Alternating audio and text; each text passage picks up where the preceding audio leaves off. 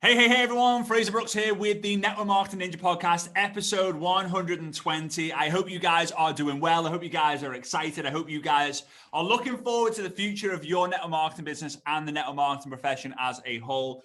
Today, I have a super special guest with me, all the way over in the UK, which sounds weird because obviously I don't live in the UK anymore, but like you literally live, like, I don't know, like 40 miles from where my hometown is. But it's the wonderful Laura Hibbett. How are you doing?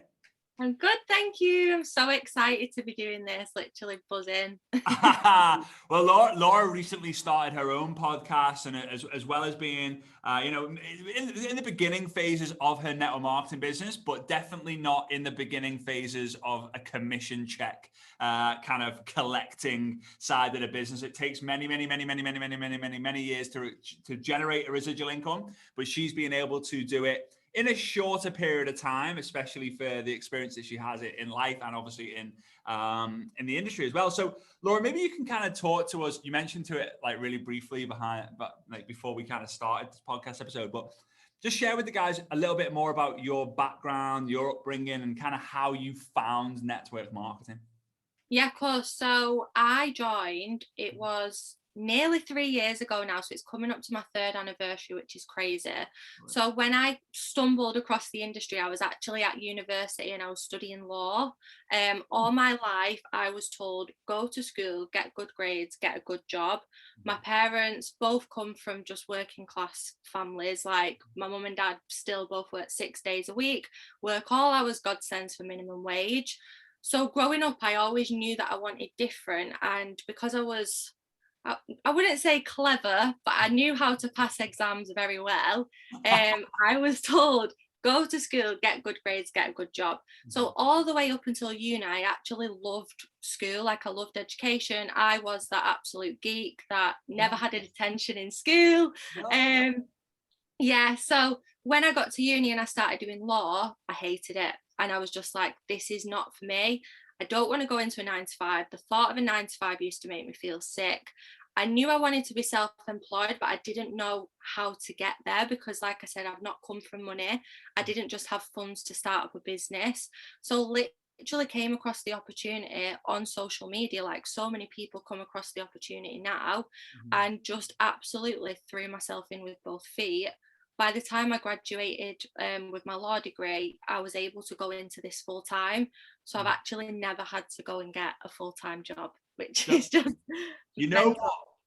That's so crazy. You and me are very similar, right? We're very similar in terms of, like, I was the geek at school. I actually enjoyed going to school because I felt like I was doing all right? Like you pass exams. I was, naturally just like you'd be all right with it. Hand up in class all the time. I know the answer. I know, and then it gets to the stage where it's like, you know what? I'm just going to pretend I don't know the answer. Yeah. I'm going to hate it if I do. But then when I went to uni, I hated it. I absolutely hated it. And I started network marketing a week before I finished my uni exam, and then I never got a full-time job as well. Now, some people will be listening. Yeah, some people will be listening thinking like, oh yeah, you don't know how it is. Like, no. I definitely, you definitely have. We've worked with a lot of people who have the full-time jobs and all that, and we're extremely grateful and blessed to not be in there. I've had obviously other jobs as well, which have been fun. But what was it? Do you remember the post that you saw? Obviously, we don't mention company names, product names and stuff, but do you remember the post that you saw that made you just go, I've just got to reach out to this person? So it was, my upline at the time had just got a Range Rover Evoque. And obviously I was only 21. A Range Rover was always my dream car growing up because, like I said, I don't come from money. Like my dad drives a Corsa, very, very basic. Nothing wrong with that. I used to have a Corsa. So it was seeing the Range Rover and I was like, what is this girl doing? Like, she's got all this money, she's got time freedom, she looks like she's genuinely enjoying life. So it was kind of that, it was like the lifestyle that drew me in, not knowing that there is so much more to it than that. Like the amount that I've grown as a person is just crazy. I was a different person at uni altogether. It's mad. So because you're in this phase, you're in university, but you're thinking, I know this is going to be good, getting this degree and having it so I can get a job, but I don't want a job. Like, I want to work for myself, but you don't know what to do. And then you see this person who seems to be doing what she wants to do, and she's building the business online, and you're thinking, like, I've got to act. So you reached out, you asked, you joined the business. What's happened in that kind of, in terms of your business, what's happened in that like almost 3 years that you've been involved? Yeah, so the first 3 months were very slow for me, and I had basically no success. Like, I've made some money from sales, but then when it was on to recruiting, I was like, I don't know what I'm doing. I was like a fish out of water. Like, I genuinely didn't know what I was doing. And I didn't like bring anyone in for those first 3 months, but I was trying and trying and trying. So if anyone's listening to this and you're new in network marketing, please don't give up in the first 3 months, because nothing's happening, because you never know what's going to happen. So I went the first 3 months with no one. Then my 4th month, I had 18 signups and went on to be like the #1 recruiter in the company that month. It just exploded out of nowhere. After 6 months, I hit like one of the prestigious ranks in my company where you qualify for the car plan. So that's when I went and upgraded from a little Corsa to a BMW. So I didn't get the Range Rover because everyone had a Range Rover. So I was like, I want to stand out. So I went and got a BMW instead. So in terms of 6 months, it was as if I had success quite quick. Then it kind of plateaued, and this was a struggle for me because I was like, right, I'm doing everything I possibly can, nothing's happening. And that's when the comparison kicked in.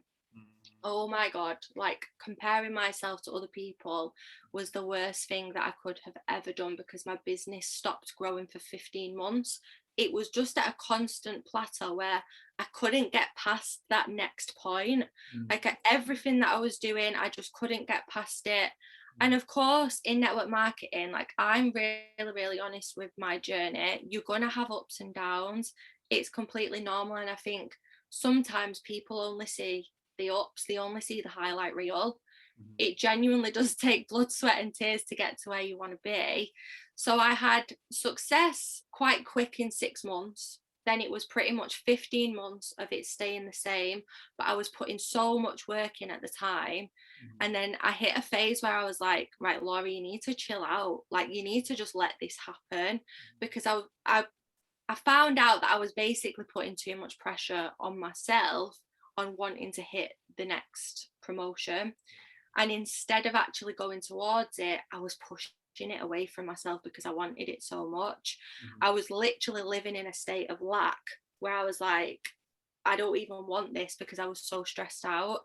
As soon as I let go of that and I started putting my energy back into other people, I hit the next rank, and then the next rank after that, became a 6-figure earner, qualified for the Success Holidays, and did everything that I ever dreamed that I could do in network marketing, and have helped so many other people along the way.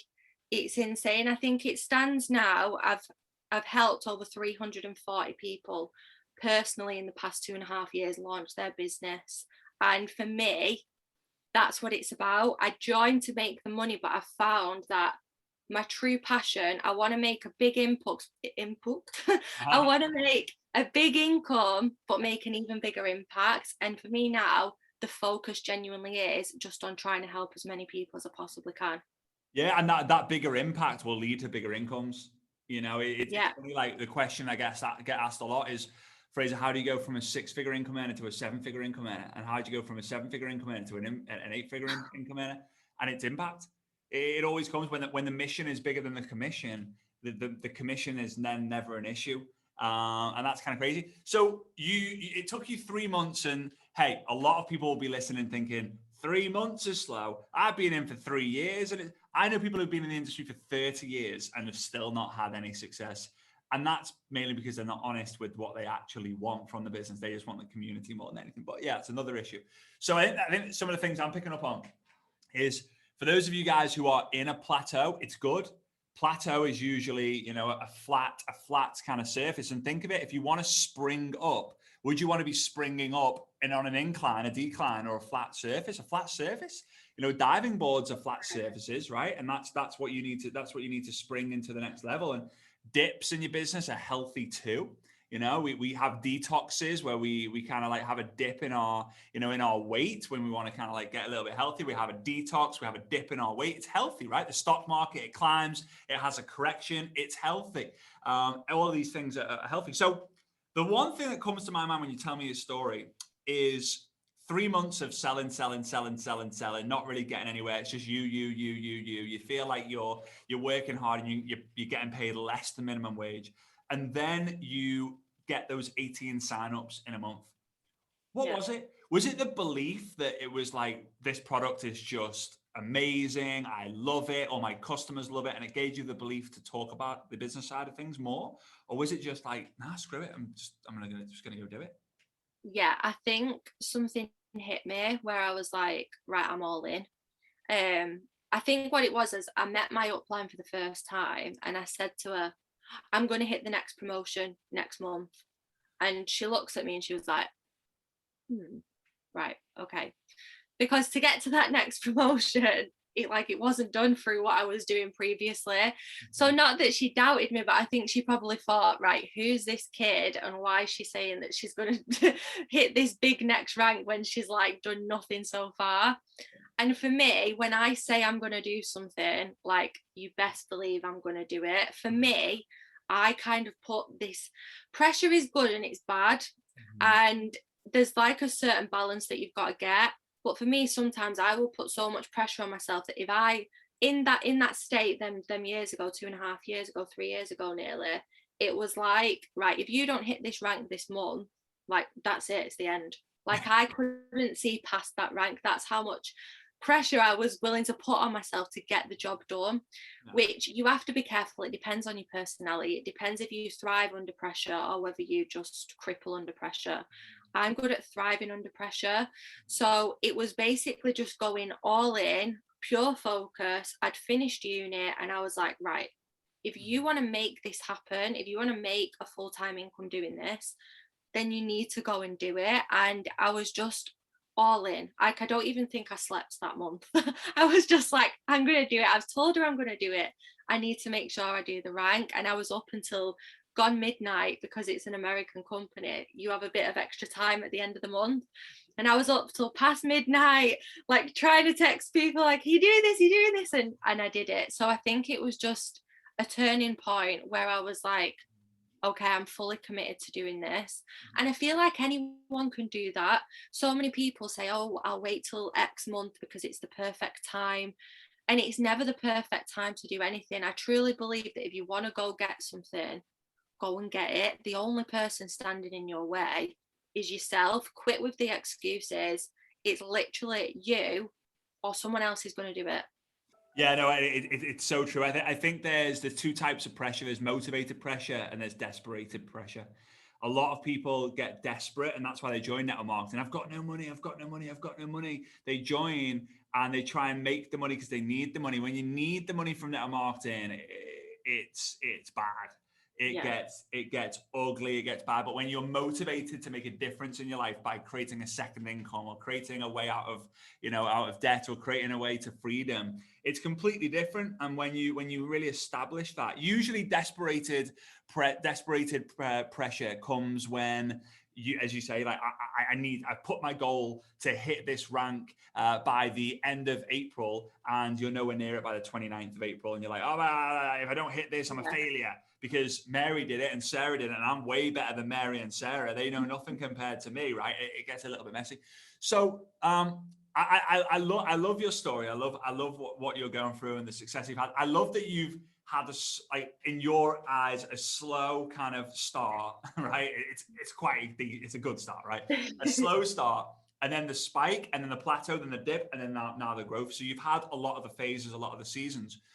When it comes to social media, how do you turn up? How do you show up? Because I guess because you joined through someone on social media, it encourages you, makes you think, well, if I join on someone else's post, like other people are going to join from my posts. So how do you go about social media in terms of your like weekly plan or what you're posting or how you're getting more customers or more distributors to your team? Yeah, so when I started, I didn't really have any social media background. Like, I didn't have the big following. I think I only had 450 followers on Facebook, 450 followers on Instagram, 1,000 friends on Facebook. Didn't really know anyone from outside of the UK. Seeing what my upline was doing, so I was like, right, I need to get myself out there on social media. And I wasn't one of those people that post pictures of themselves or share the like with what they're doing on life.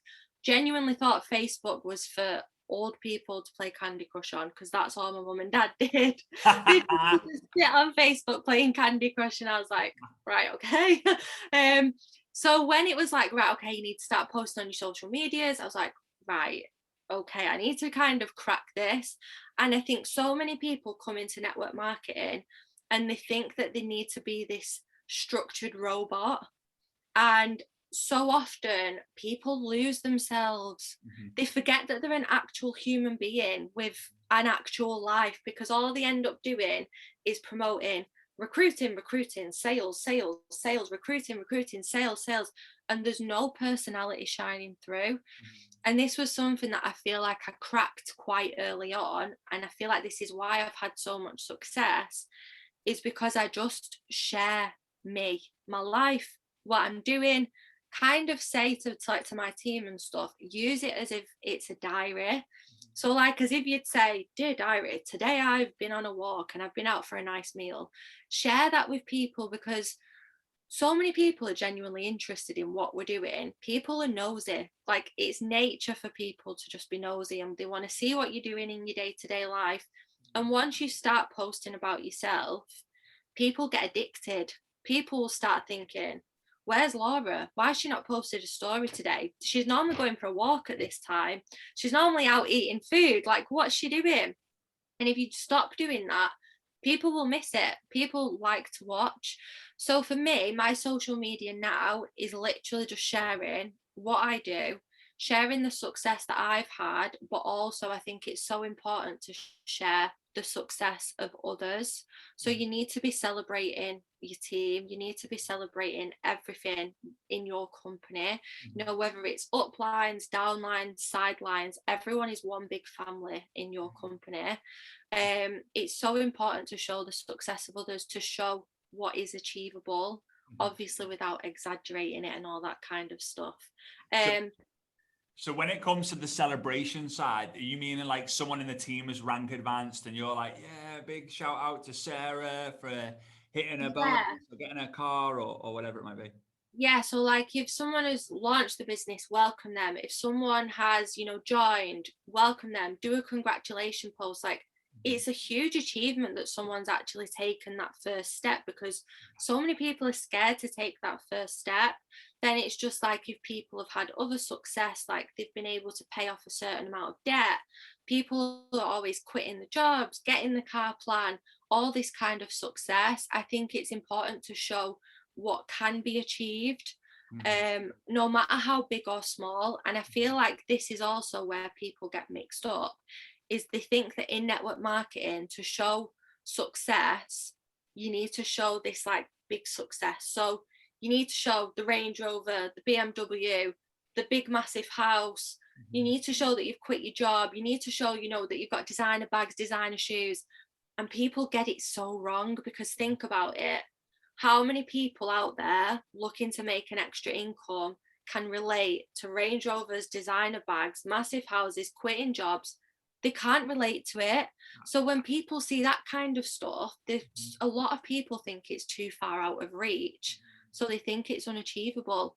Whereas if people celebrate their own small wins, I don't know, maybe you've made a bit of extra cash so you can have an extra takeaway on the weekend, or you've been able to buy your kid a magazine in the supermarket that you wouldn't be able to normally, or you paid £10 off your credit card. It's these small wins that people need to be celebrating, because if someone's looking to make an extra income, you're going to be so much more relatable to that person than the person making $1 million a year driving around in a Bentley. Like, yeah, right. It's funny, you know, you say this, because I'm a great believer in people want to follow real leaders, not right leaders, right? You're better being someone who's real than right. Like, you know, you go to your family functions and Uncle Brian's there, and Uncle Brian's always right. And it's like, oh, shut up, mate. Like, just do one, just have a day off, will you? Because he's always right. But you know, it's funny you mentioned that, because the first brand that I ever created, and it was 2010, was Become a Thousandaire. Now, a thousandaire was someone who had £1,000, not a millionaire, not a billionaire, a thousandaire.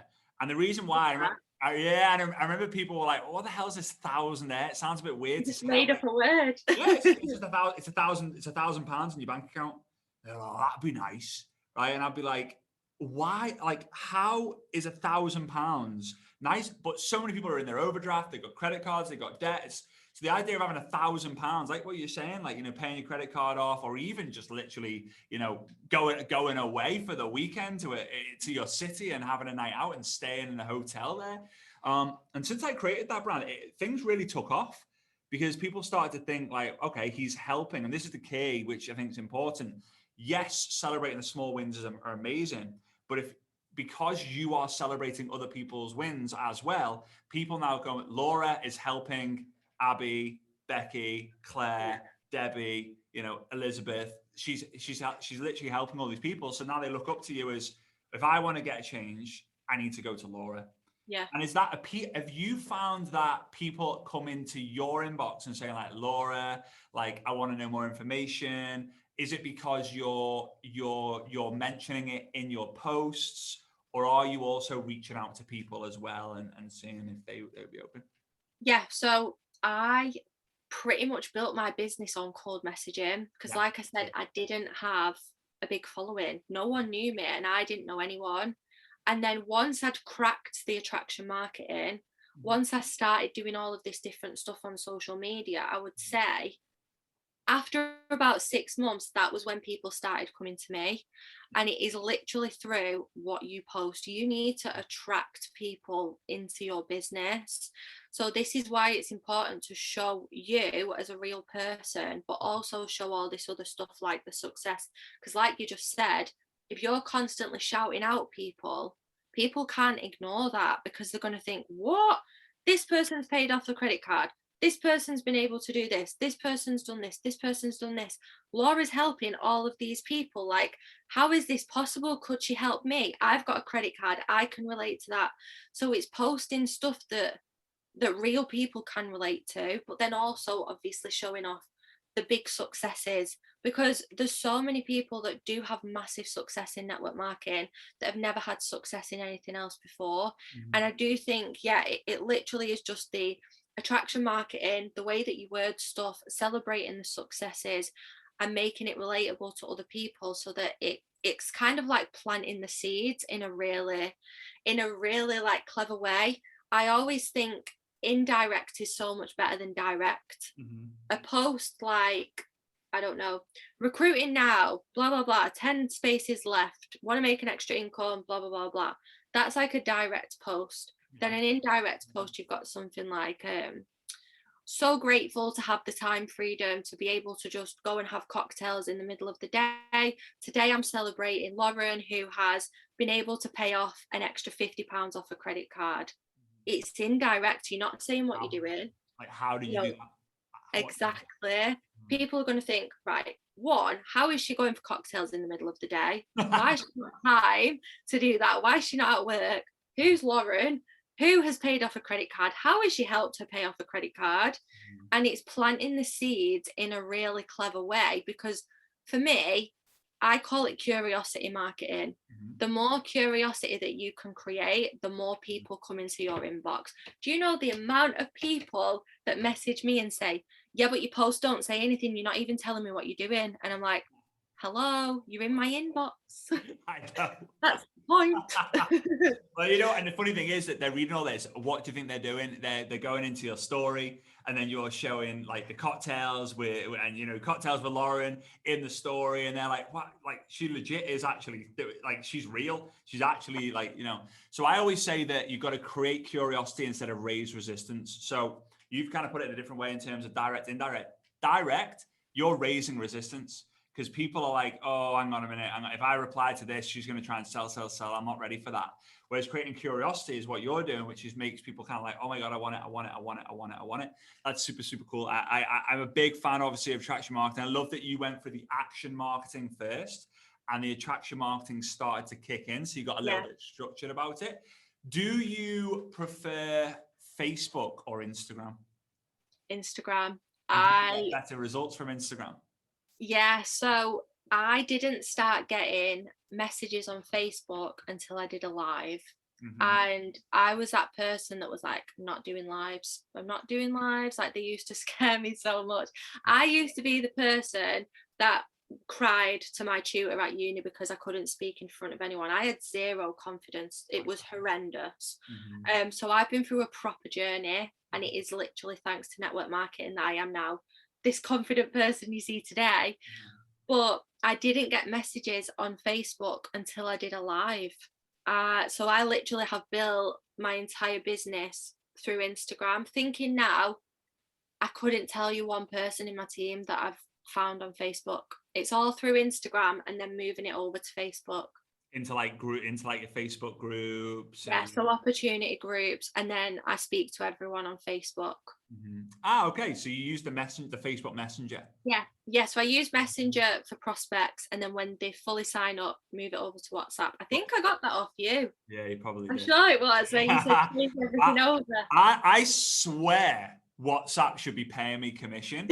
Because the number of people I've got be like, don't be messaging your team on it. Like, keep it clean for prospecting. Like, WhatsApp, and then don't even open your WhatsApp till like 11 a.m., 12 p.m. So you prospect first, right? That's fun. I'm glad you said that. You're awesome. You're awesome. So do you? Okay. So you've said that you started to get people reaching out when you did a Facebook Live. Are you still doing any sort of live video or not? Yeah, so I still make sure that I post on Facebook like pretty much every day. That's something that I've always been consistent with, because you don't know who's watching you on which platform. I have had some really amazing leads on Facebook, but they've probably just never really followed through, or they've joined and then they've dropped off, that kind of thing. And it's not that I have an issue with Facebook, it's just that I've literally just used Instagram. But I do make sure I'm constantly doing my promotion shout outs, like welcome posts, all the attraction marketing on Facebook. And I do make sure I do lives every now and then, but I'm not one of those people who's live every week. Probably should be. I think now that I've got my podcast and stuff, maybe could go live on Facebook as well. But I'm probably doing Instagram lives more than Facebook lives at the minute. Hey, which is totally cool. Like, hey, if Instagram is your place, then Instagram is your place. That's important. Are you someone who posts once a day or 5 times a day? So Facebook, I would say maybe 2 times max as a status. Stories, however many I want, as long as it's not like too many and people just stop watching. Instagram grid posts, so like actual posts on Instagram, I always say between 1 to 3 a week. So I think it's so important to be consistent on there, because some people are scrollers, some people are story watchers, and you need to make sure that you're getting everyone. But yeah, definitely do still make sure that I post on Facebook. Well, we're in a situation now on Instagram, whereas if you have a great image and you want to tell a story through that image, you're actually better off using the image as the cover photo of a reel and then telling the story as a reel. Yeah. Oh my God, I'm obsessed with reels. Right? Like, I genuinely believe the next 9 posts, everyone who's listening to this right now, the next 9 Instagram posts you do should all be reels, but they will appear and look like a grid photo because the cover photo is the same photo that you're going to be using on your grid anyway. But when people scroll past, it looks cool on the grid. They click on it and it's like, whoa, I wasn't expecting. And then it goes crazy. I love reels. I was actually recording a reel like 5 minutes before I jumped on this video. Oh, so you have a podcast. What is the podcast called? So it's BYD Build Your Dreams podcast. Love it. So BYD Build Your Dreams podcast. So is it on Spotify, Apple? Yeah, Spotify, Apple, like pretty much everywhere. I record it on Anchor. So it's Love it. Yeah, go on. Anchor's awesome. So what if someone was to go over there and be like, I love podcasts, like, this is amazing. And they go over to Build Your Dreams podcast. What are they gonna get? What are they gonna learn? What are they gonna discover? So you're gonna see an absolute loads of different kinds of positivity. A lot of it is about mindset, self-belief, confidence. I actually uploaded one today about how to raise your vibrations if you're having a bad day, because I think that's so important. It's good to normalize for people to have bad days, because it's normal. You can't be a positive fairy all the time. But there's money mindset over there, which that's probably been the most successful one with the most views. It's the money mindset one. So talking about blockages that people have with money. So at the minute it is a lot of mindset rather than network marketing, but kind of linking in the network marketing with the mindset kind of stuff. I love it. So here's what I want you to do, guys. What I want you to do is, if you've loved this episode, be sure to smash the subscribe button, leave a 5-star rating and review. But this is what I want you to do. It takes a bit of courage to come onto this podcast. It sounds crazy to say this, right? But I reach out to people. So I saw Laura, I follow Laura. Obviously, I saw her stories, saw she was doing her podcast. I was like, Laura, fellow podcaster, like, let's have you on the show. I can help promote your podcast, because I just love podcasts. I think they're absolutely amazing. And anyone who's prepared to give value with the intention of giving value, like, I want to help them out too. So, but it's very, very difficult when you're doing a podcast, because we're on Zoom right now, and it's literally, it says Fraser Brooks, host, me, and then Laura Hibbert, right? That's it. That's all it says. There's no one else. There's no comments. There's no emojis. There's no clapping. There's no raging. There's no ranting. There's no nothing going on. It's just me and Laura just having a conversation. So how does she get the feedback? How does she know if she was good? How does she know if it was like, she's going to come off and feel like, yes, that was amazing. But how does she get the validation, right? Apart from me saying, did I do okay? Yeah, like, oh my God, I don't know. And she's there like for weeks and weeks waiting for the episode to launch. So I want you to do her and me a massive favor. Take a screenshot of what's on your device right now. It should be the Network Marketing Ninja podcast artwork with my crazy kind of photo. And then add that onto your Instagram stories. Tag me at Fraser Brooks Online, and tag Laura at Laura Hibbert 96 at Laura Hibbert 96.